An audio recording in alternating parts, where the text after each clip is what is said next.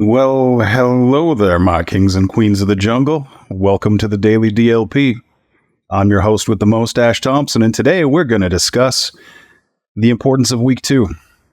Chris, do the thing.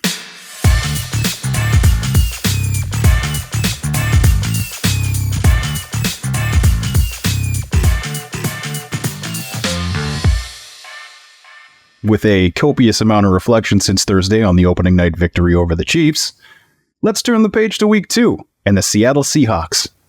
Now, there is no shortage of reasons for Lions fans to hate the Seahawks. Remember when they punched the ball out the back of the end zone for a touchback that should have been a penalty, but surprise, surprise, the refs forgot the rule that week. Remember when they fleeced Bob Quinn for Quandre Diggs, leaving a hole at safety that wasn't filled until last year when Kirby Joseph got on the field? Remember when Maria went on a date with Tony behind Chino's back? Wait, no. That's why we hate the Jets. And that rumble won't be happening unless it's in February. Aaron Rodgers' Achilles injury makes that a lot less likely. In the all-time matchup, the Lions are 5-11 against the Seahawks, so we can basically pick which game we'd like to be angry about. The Lions blew out the Hawks in 1976, but then dropped the next 4 head-to-head matchups. The Lions owned the Seahawks during the Barry Sanders era. Year representing. But then, honestly, none of that matters on Sunday. Just like how the network affiliates on the cable stations in my northern Canadian hometown when I was a kid, having half been Detroit and half been Spokane, Washington, of all places, leaving my hometown weirdly factionalized between these two areas for American sports team fanaticism. It also doesn't matter that the Seahawks are my wife's favorite team. And if this game goes poorly, the chants of "see fence" will echo through my house. That doesn't matter. Like, we all have our own reasons to hate the Seahawks.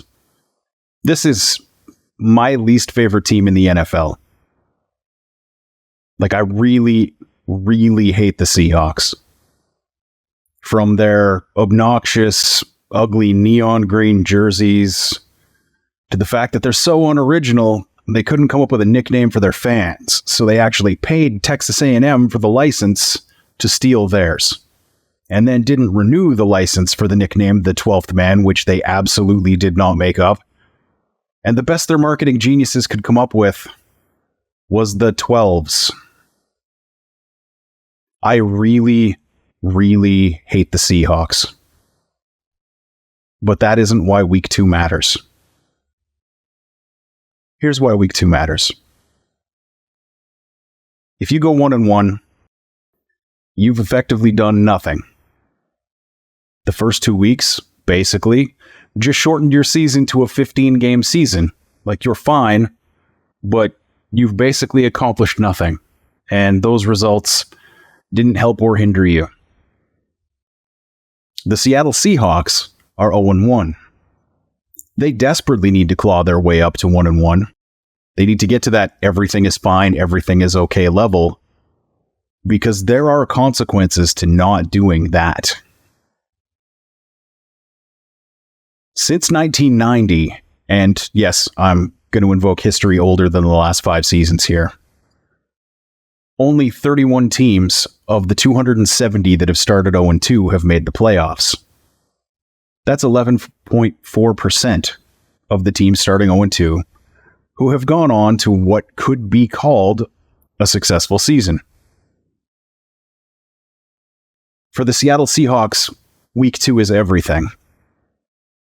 For the Bobby Wagner farewell tour, it's the difference between a sad and pointless final season reliving his glory days and having a real opportunity to make one last run at the division. Maybe even one more after that on his way out the door.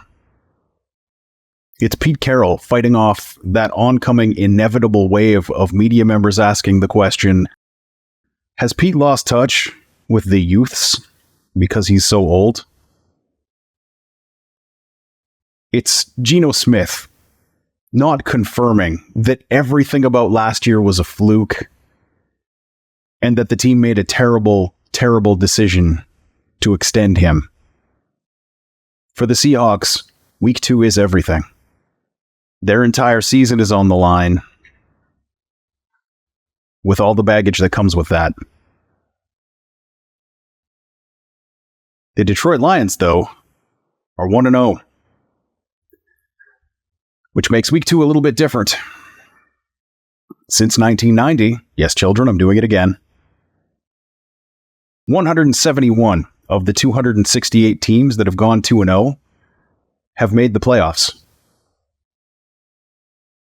That's a 63.8% chance of making the playoffs if you go 2-0. The Detroit Lions haven't made the playoffs since 2016. They've made the playoffs 3 times since the year 2000. They missed the playoffs by 1 game last year, in a tiebreaker to guess who? The Minnesota Vikings have taken a step back. The Green Bay Packers have taken a step back. The Chicago Bears couldn't step any farther back than they were last year, but they don't really seem to have taken a step forward. The Lions haven't gone 2-0 in 6 years. They haven't had a team go into week 3 with every reason to expect to make the playoffs since 2017. That's the year 9-7 wasn't good enough. The year Bob Quinn drove this franchise off a cliff. 6-10, 3-12-1, 5-11, 3-13-1, and 9-8, which was still not good enough, but it took this franchise 5 years to get back to that.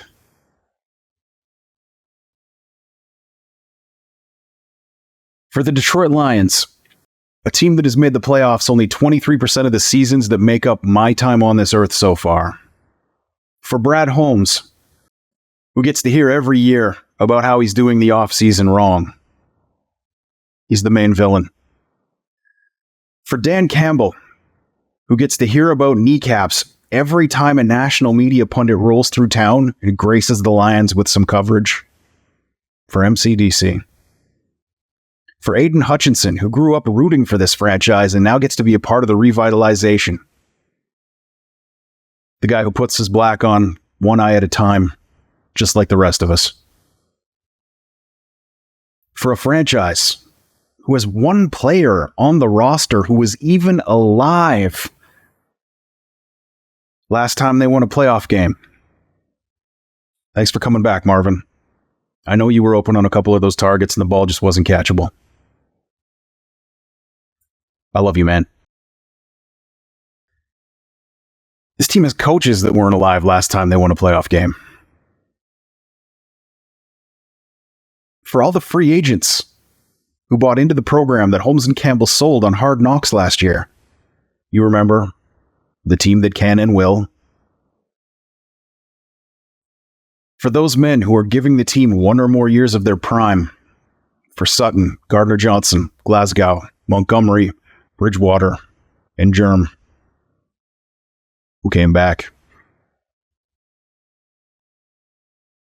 For that team to put themselves in a position to have a 63% chance to make the playoffs, for them, for us, the fans,